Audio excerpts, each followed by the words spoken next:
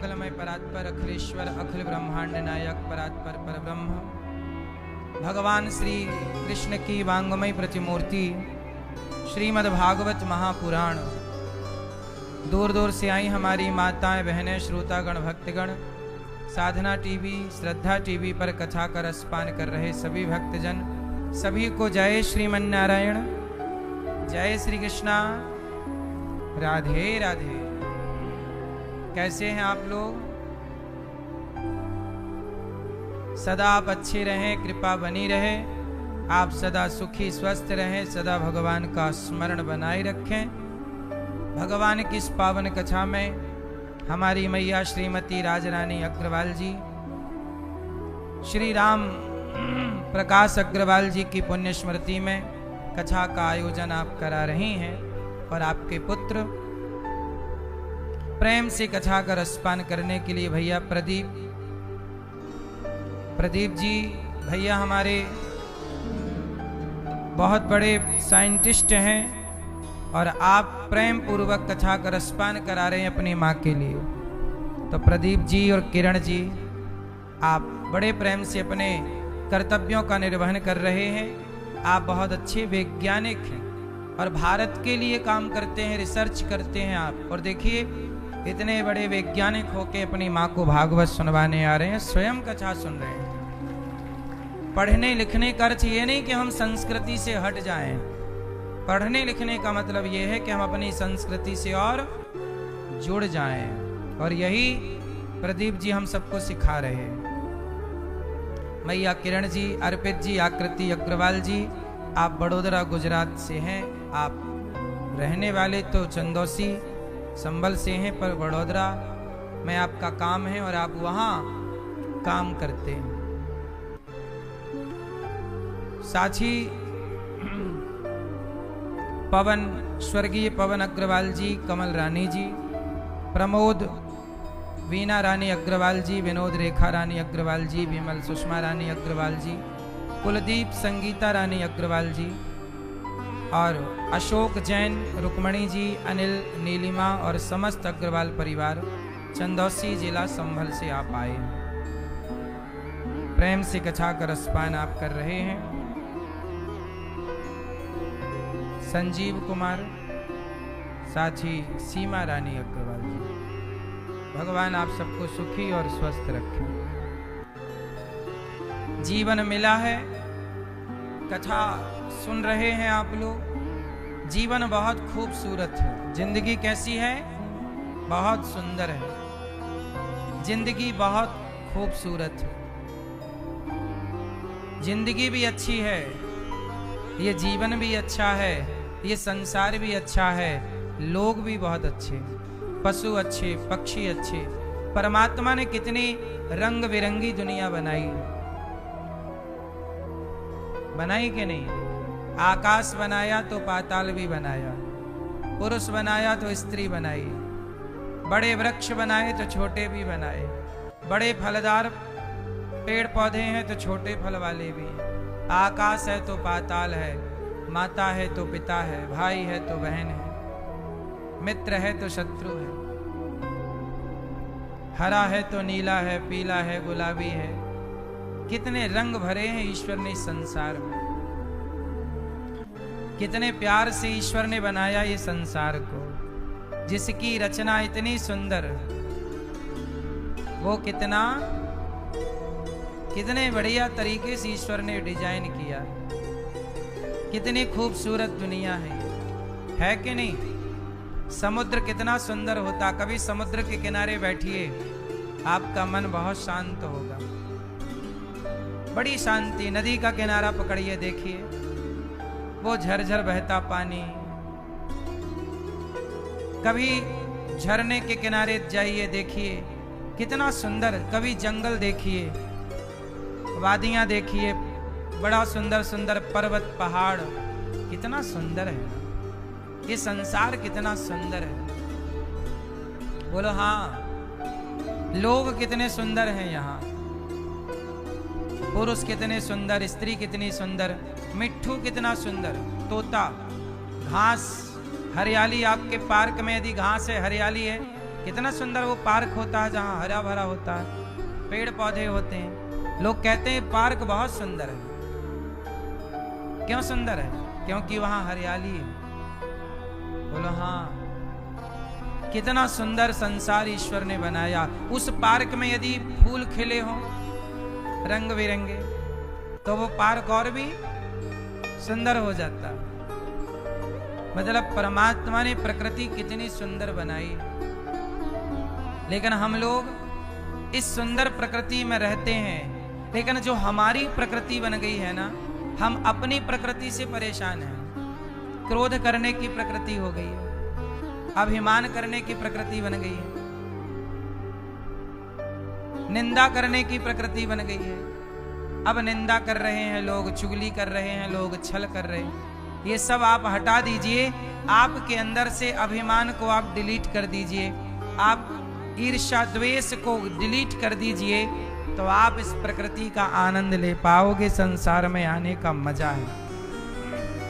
आपके अंदर ना ये बुराइयां घुस जाने के कारण ना आप जी पाते हो ना आप मर पाते हो। बहुत लोगों को जीना नहीं आता, जी रहे हैं, पर कुछ लोग क्या कर रहे हैं? बोले महाराज जी हम तो ढो रहे हैं, जिंदगी को बोझा समझ लिया। बड़े परे कुछ लोग कहते हैं हमारा तो मन करता है मर जाएं, आत्महत्या करना है। इतना भी तो बुरा नहीं है संसार के आत्महत्या कर ली जाए। क्यों इतना बुरा है क्या? इसलिए पहले के लोग जंगलों में रहना पसंद करते थे। क्यों? प्रकृति से जुड़े थे, कनेक्ट थे। आज प्रकृति से लोग हट गए। आज आप लोगों के घर में एक भी पेड़ नहीं, एक भी वृक्ष नहीं। आप लोग वृक्ष लगाना भूल गए।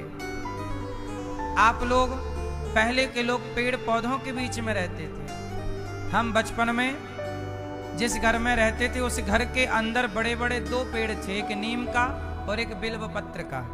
हम लोग उस पेड़ पर चढ़ करके बिल्व पत्र और बेल खाया करते थे और नीम की दातूनी तोड़कर दातून नीम का किया करते थे और पूरा दिन पेड़ की छांव में रहते थे। बड़ा सुकून, जहां पेड़ पौधे हैं, हरियाली है, सुकून है, शांति। इसलिए प्रकृति से जुड़ो। जो व्यक्ति प्रकृति से जुड़ा है वो सुखी है। जो प्रकृति से हट गया वो डिप्रेशन में है। इसलिए भगवान ने सुंदर जीवन दिया है, सुंदर संसार दिया है। हर व्यक्ति अपने भीतर की बुराइयां निकाले और प्यार मोहब्बत से रहे।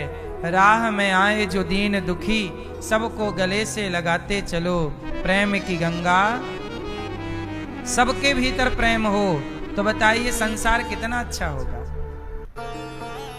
लेकिन सबके भीतर प्रेम ना होकर सबके भीतर क्या चली गई? घृणा, ईर्ष्या, द्वेष। क्या पाओगे इनसे? इसलिए किसी से ईर्ष्या ना करो, किसी से द्वेष ना करो, किसी से नफरत ना करो। कई लोग जलते हैं, अरे पड़ोसी बड़ी तरक्की कर गया। किसी पे क्यों जलते हो? एक चीज याद कर लो, मैं जो बोलने जा रहा हूं, इस संसार में हर व्यक्ति अपने भाग्य का खाता है। यह बात सही है कि गलत है? सब लोग किसके भाग्य का खाते हैं? आपके भाग्य की रोटी वृंदावन में थी, गौरी गोपाल में थी, इसलिए आप अपने भाग्य का खाने वृंदावन आ गए। जब तक आपके भाग्य की होंगी आप यहां रह के खाओगे, भाग्य की रोटियां खत्म हो जाएंगी, चले जाओगे। तो आप किसी का खाने नहीं आए, आपके ही भाग्य का था। हाँ या ना? आपके भाग्य का पानी था, पीने आ गए। इसका अर्थ ये हुआ कि सब अपने अपने भाग्य का खाता है। तो आपका पड़ोसी किसके भाग्य का खा रहा है? बोलो जोर से। वो अपने भाग्य का। तो तुम क्यों ईर्ष्या कर रहे हो? तुम क्यों जल रहे हो? जब वो अपने भाग्य का खा रहा है, उसे खिलाने वाला परमात्मा है, तुम क्यों मरे जा रहे हो? अरे बड़ी तरक्की कर गया, बेईमानी कर रहा होगा, वो जो कर रहा होगा उसका दंड वो भोगेगा, तुम्हें काहे मिर्ची लग रही है? तुम भी धनवान बन जाओ ना, कमाओ, जल के क्या पाओगे? दूसरे को कुछ ना जलाओगे, स्वयं ही जलाओगे। माचिस की तीली निकालो, घर्षण करो, तीली जलेगी, लेकिन माचिस की तीली दूसरे को बाद में जलाएगी, चूल्हा बाद में जलाएगी, किसी का घर बाद में जलाएगी, वो तीली सबसे पहले खुद को जलाएगी। जब आप किसी पे जलते हैं तो जिस पे जलते हैं वो कब जलेगा, लेकिन वो जले ना जले आप जरूर जलोगे, क्योंकि आप जल रहे हैं। किसकी आग में? ईर्ष्या की आग में, द्वेष की आग में। समाज में ईर्ष्या द्वेष है या नहीं? आप जलते हैं, लोग नहीं कहते बहुत जलते हैं। आप जलते हो किस पर? जिस पर जलते हो उसका कुछ ना बिगाड़ पाओगे। जल रहे हो ना तो आप ही जलोगे, क्योंकि आप ही जल रहे हैं। इसलिए ना काहू से दोस्ती, ना काहू से, कबीरा खड़ा बाजार में सबकी चाहे खैर, ना दोस्ती ना दुश्मनी। क्यों करें हम आपसे दुश्मनी? हम आपसे दुश्मनी करके पाएंगे क्या? हम ईर्ष्या क्यों करें, द्वेष क्यों करें? हमारा पड़ोसी तरक्की कर गया, हमको खुशी होनी चाहिए कि हमारा पड़ोसी है, हमारे गांव का है, हमारी गली का है, हमारे भारत का है। हमारे भारत के तरक्की करें तो हम भारतीयों को प्रसन्न होना चाहिए, हमारे भारत के लोग तरक्की कर रहे हैं। हम आपस में जल के पांव खींचते रहे तो तरक्की कर गया अमेरिका, तरक्की कर गया जापान। तुम आपस में तरक्की करने नहीं दिए किसी को, जो तरक्की किया पांव पकड़ के खींच लिया। क्यों?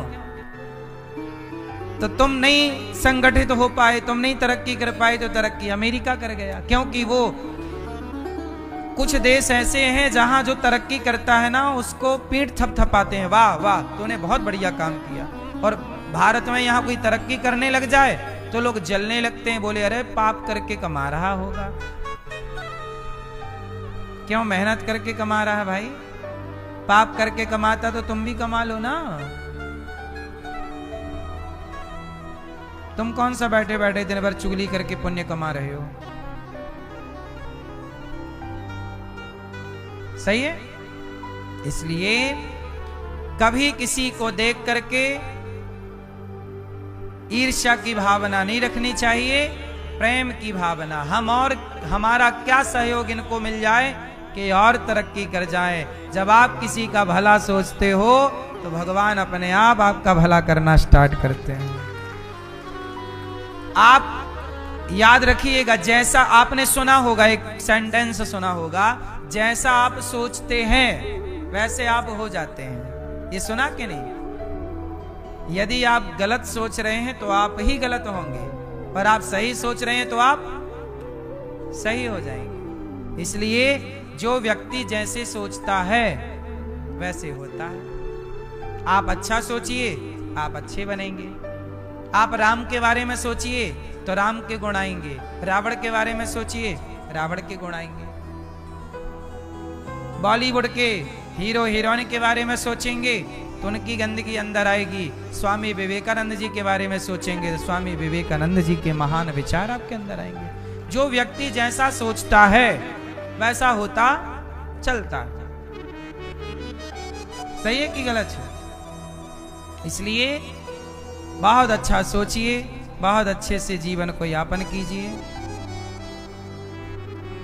बड़े प्रेम से आप सभी लोग कथा का रसपान करके जीवन को कृतार्थ कर रहे हैं। कल हम लोगों ने क्या मनाया? भगवान जी का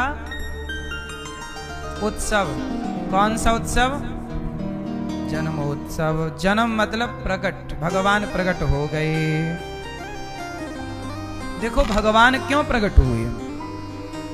समाज में डिप्रेशन था, परेशानी थी, लोग तनाव में थे, तब भगवान श्री कृष्ण आ गए। कहाँ आए? ये बच्चे आज कथा सुनने आए हैं। कौन से स्कूल से आए बेटे? यहाँ जाओ सब लोग, जल्दी आओ। कौन से स्कूल से आए? जल्दी आओ, जल्दी आओ, यहाँ पर आओ। बच्चे भी देखो अब कथा सुनने लगे, बदल रहा हमारा भारत। अब स्कूल के बच्चे भी देखो कथा सुन रहे हैं। यहाँ बहुत सारे बच्चे आते हैं माताओं का दर्शन करने, गौरी गोपाल की सेवाओं का दर्शन करने। आओ यहाँ आओ। कहाँ से आए हो बेटा?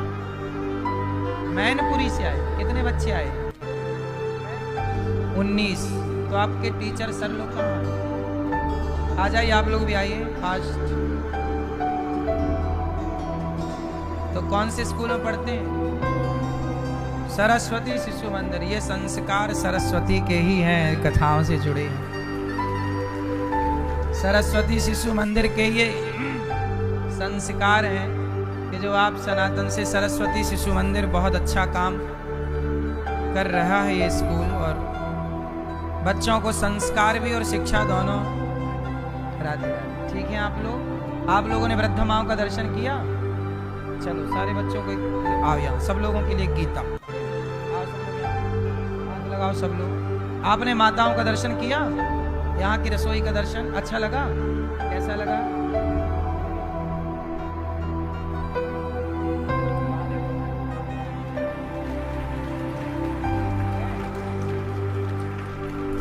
खुश रहो।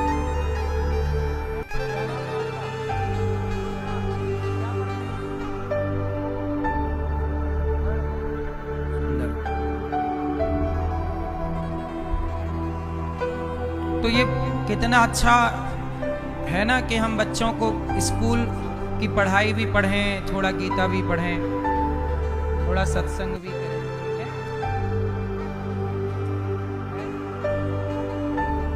वाह, प्रधानाचार्य आप सरस्वती शिशु मंदिर के, सुंदर, अच्छे संस्कार देते होंगे आप बच्चों को, हमें पूरा भरोसा है। आप लोग भी कथाएं सुनते रहिए। खुश रहो बेटा, खुश रहो। चलिए बैठिए, सब भोजन कर लीजिए, सब लोग, सब बच्चों को प्रसाद पवाइएगा। शिक्षा भी मिले हमें और संस्कार भी मिले, कितनी अच्छी बात है। पूतना देखो, भगवान आए इस धरती पे, प्रकट हुए। भगवान क्या होते हैं?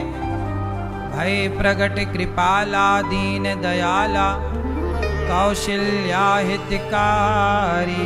भगवान जन्म नहीं लेते, जन्म हम लेते हैं। जन्म लेते हैं तो हम मरते हैं, पर भगवान मरते नहीं, इसलिए उनका नाम है अजन्मा। वो जन्म नहीं लेते, वो प्रकट होते। प्रकट हुए, लीला किए, चले गए, फिर आए। जैसे सूर्य प्रकट हो जाते हैं, दिन भर रहते हैं, फिर चले जाते हैं, फिर आ जाते हैं। सूर्य कहीं मरते थोड़ी हैं। अब रात हो गई तो आप ये थोड़ी बोल सकते हैं कि सूर्य मर गए, नहीं, रात हो गई, सवेरे फिर प्रकट होंगे। ऐसे ही भगवान प्रकट होते हैं, लीला करते हैं, चले जाते हैं, फिर जरूरत पड़ी फिर आ गए, फिर जरूरत पड़ी फिर आ गए, चले गए। राम आए, राम बन के, फिर लीला पूरी हो गई तो चले गए, फिर कृष्ण बन के आ गए, लीला पूरी हो गई, चले गए, फिर कलयुग में कल्कि बन के आएंगे, लीला पूरी करके चले जाएंगे। ऐसे ही भगवान आते हैं, जाते हैं, आते, प्रकट होते हैं।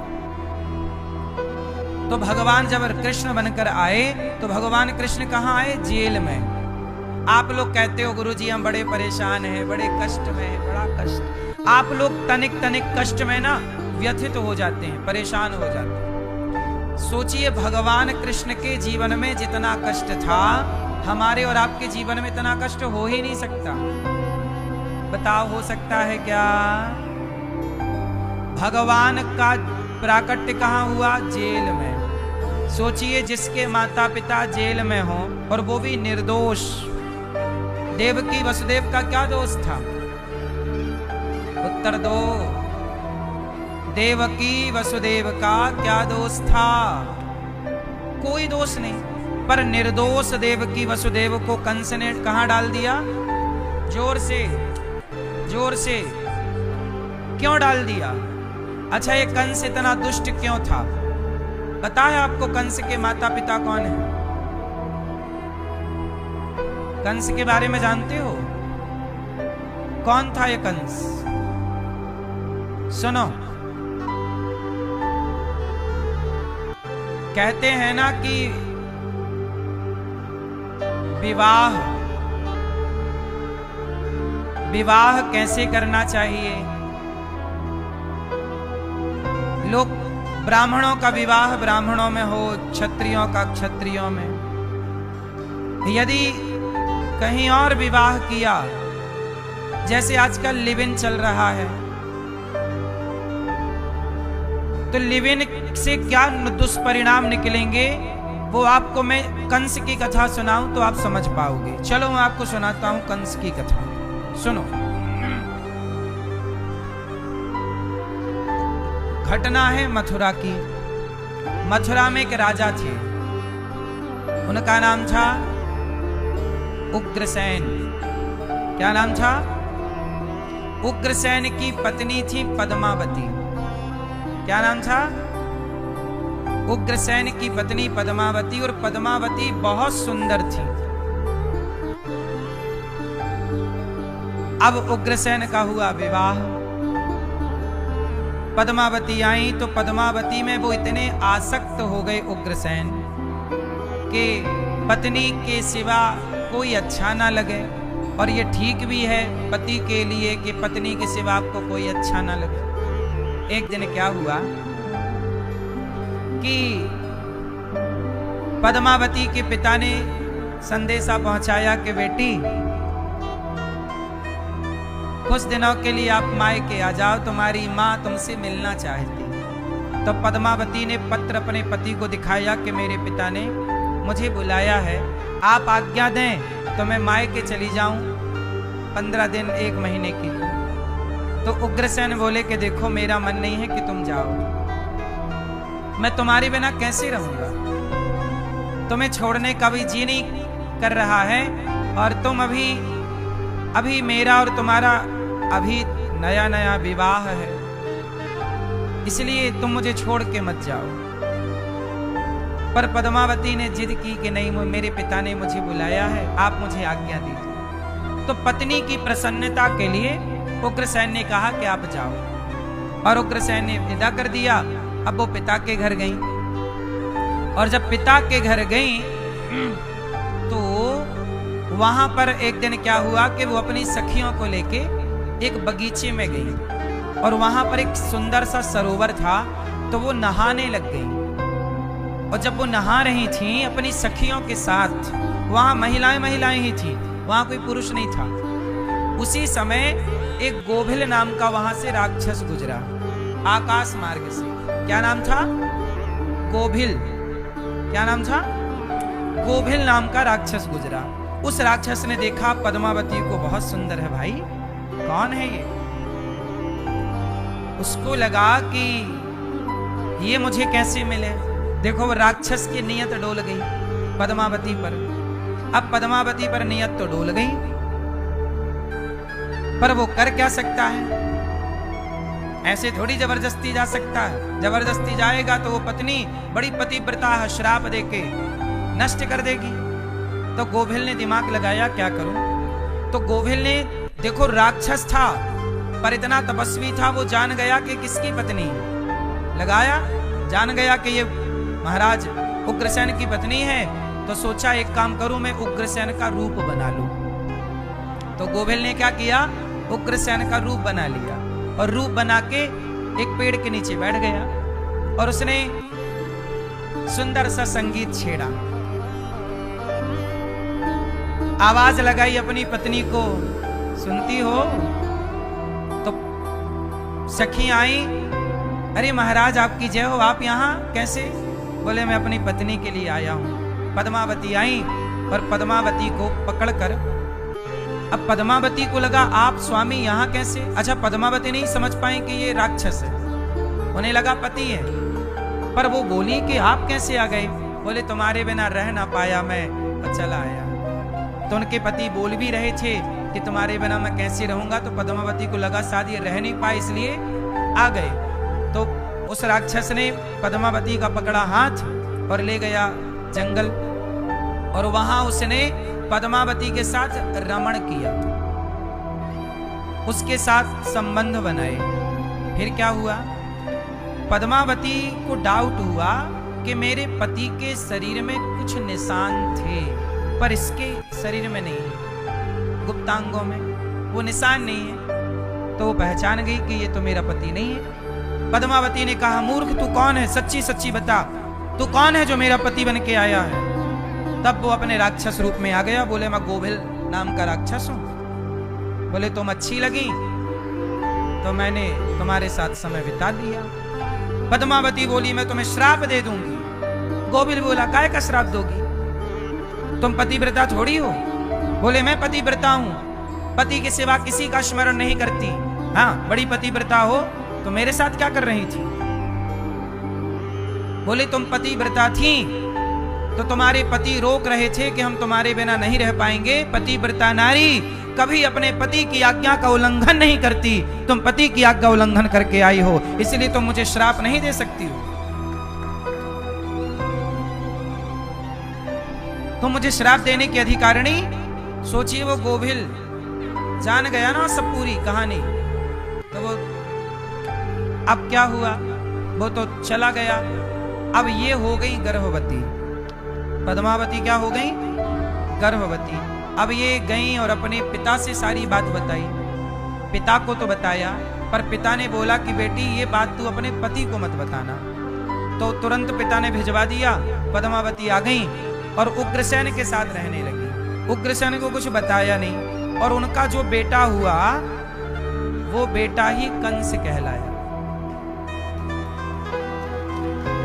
क्योंकि वो एक राक्षस का। अब ये आपको यहां मैं क्यों बोल रहा हूं, इस बात को आप लिव इन के तरीके से समझो। जो स्त्री अपने पति के साथ है, पत्नी के साथ है, उनकी संतान तो पवित्र होगी। क्या होगी, पवित्र होगी। पर जहां आप पति पत्नी के बीच में कोई तीसरा एंट्री कर जाए तो वहां संतान कभी सात्विक नहीं हो सकती। आप 4 के साथ यदि रह चुकी हैं या रह चुका है लड़का, जो पुरुष 4 महिलाओं के संग रह चुका या जो स्त्री 4 पुरुषों के संग रह चुकी, उनकी संतान समाज के हित में नहीं हो सकती। जैसे कंस का काम राष्ट्र के हित में नहीं था, वो राष्ट्र विरोधी कार्य करता था, इसलिए ना उसे मारने के लिए भगवान को अवतार लेना पड़ा। तो ये वो कंस है जो अपनी बहन को भी मारना चाहता है। कंस की चचेरी बहन देवक राजा की बेटी का नाम देवकी है, और देवकी को जब पता चला कंस को कि देवकी का 8वां गर्भ मेरा काल है, ये जो कथा मैंने सुनाई ना, ये पद्म पुराण में लिखी है, भूमि खंड में। तो इस तरह से कंस अपनी बहन को पकड़ता है बाल, बोले मार दूंगा। अब बताइए, कोई भाई अपनी बहन का मर्डर कर सकता है? उत्तर दो। कोई भाई अपनी बहन को मार सकता है? सच्चे माता पिता के संयोग से जो संतान होती है उसका आचार विचार अलग होता है, और जहां माता पिता में कुछ विकृति आ जाए, कुछ मिलावट हो जाए, तो वहां संतान का स्वभाव बदल जाता है। ये सूक्ष्म विचार है, इसे विचार करिएगा। ये सब विचार की बातें हैं, ये सबके बस की बातें नहीं है। जो लिव इन में रह रहे हैं उन लोगों को मेरी बात क्यों अच्छी लगेगी? जो 4 जगह घूम रहे हैं यहां वहां, पर स्त्री पर पुरुष के साथ, भला वो मेरी बात को क्यों स्वीकार करेंगे? गलत व्यक्ति स्वीकार नहीं कर सकता, सही व्यक्ति ही सही बातों को स्वीकार करता है।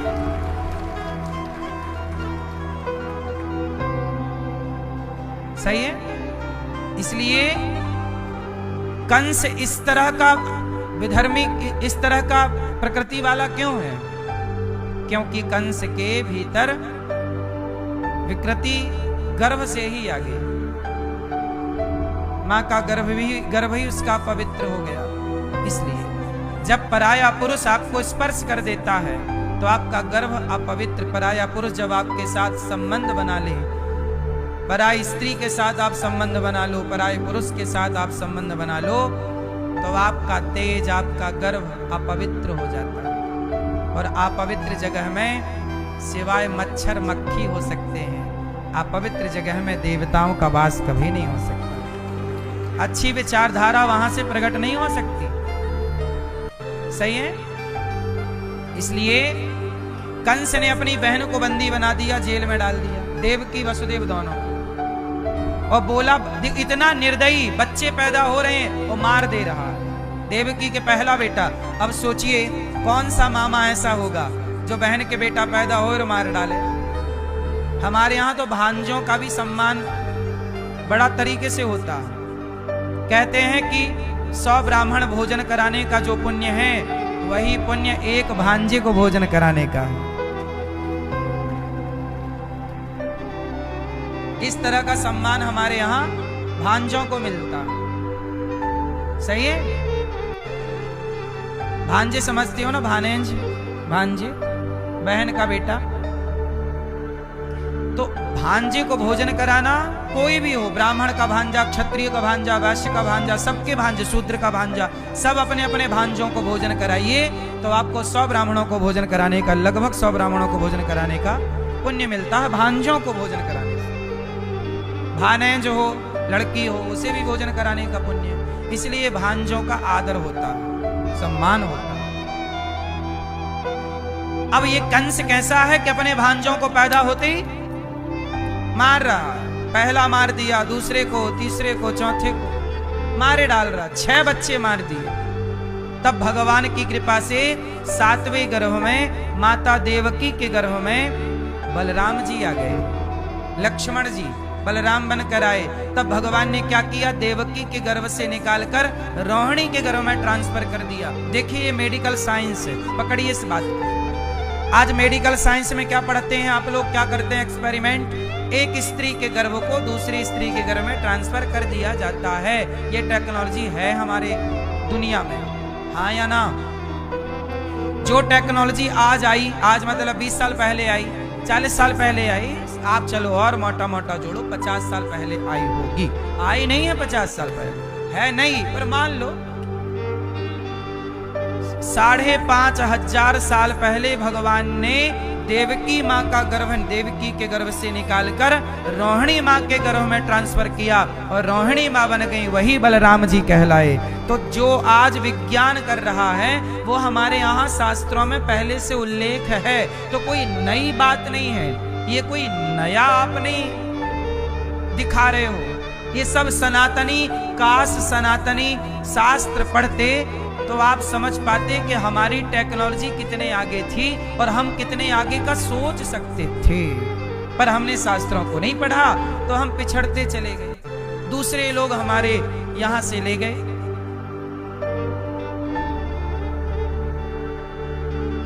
अब जैसे कल हमारे भैया जी ने बताया कि इन्होंने एक नई चीज रिसर्च की और रिसर्च करने के बाद वो चीज विदेशी लोगों ने ले ली, अपना मोहर लगवा ली, सील ठप्पा लगवा ली। अब वो चीज है भारत की, इनकी बनाई है वो टेक्नोलॉजी, वो चीज, पर अब नाम उनका चढ़ गया, वो जानेंगे इस नाम से।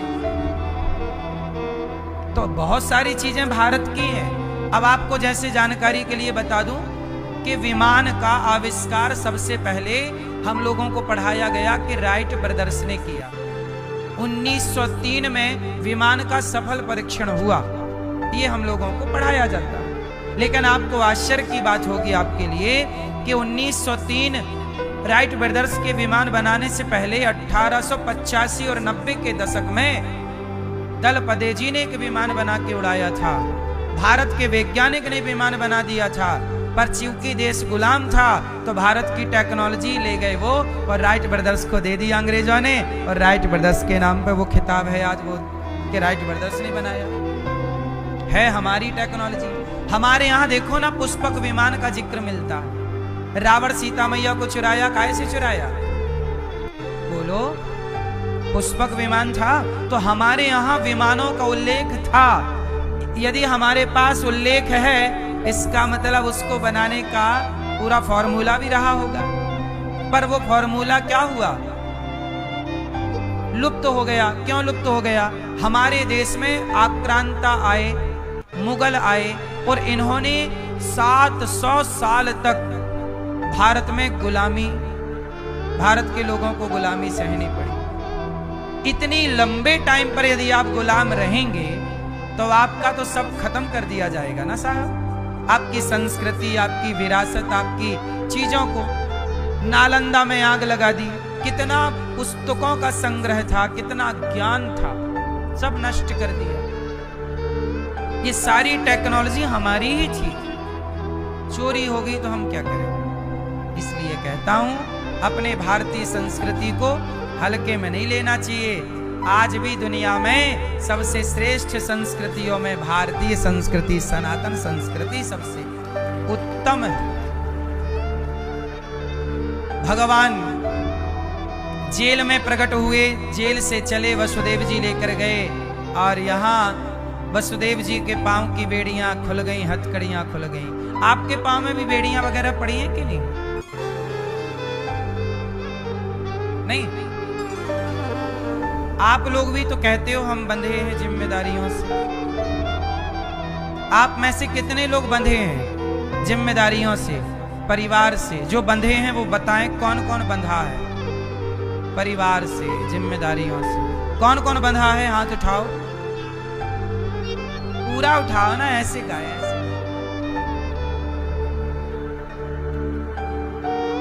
आप बंधे हो किससे? जिम्मेदारी हो। आप काहे से? परिवार। आप जिम्मेदारी। आप भैया, आप भैया परिवार से बंधे हो तो हाथ क्यों नहीं उठा रहे हो? मैया आप बंधी हो मेरी माँ, किससे? परिवार से। ओ लाल मैया, इधर चली मैं उधर चली, पता नहीं मैं किधर चली।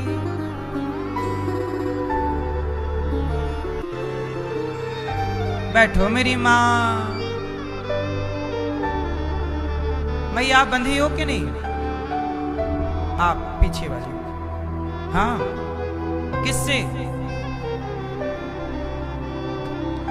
दादाजी जा रहे हो भोजन?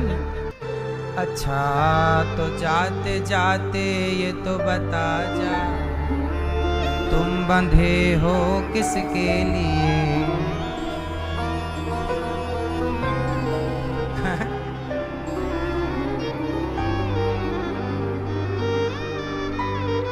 आप बंधे हो पाजी?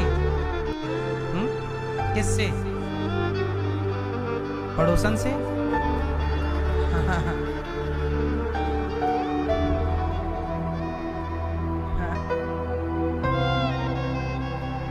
पीछे वाली मैया आप बंधी हो मेरी माँ? गुलाबी मैया नहीं। सुनो, आप लोग कह रहे हैं हम बंधे हैं परिवार से, जिम्मेदारियों से। अब आप कैसे बंधे हो इसे भी जान लो। बंधे आप हो, पर आओ हम आपको जनाते हैं। सुनो, देखो आप लोग कैसे बंधे हो। आओ एक कहानी सुनते हैं, आप अभी समझ लोगे कि आप कैसे बंधे हो। एक गधा था,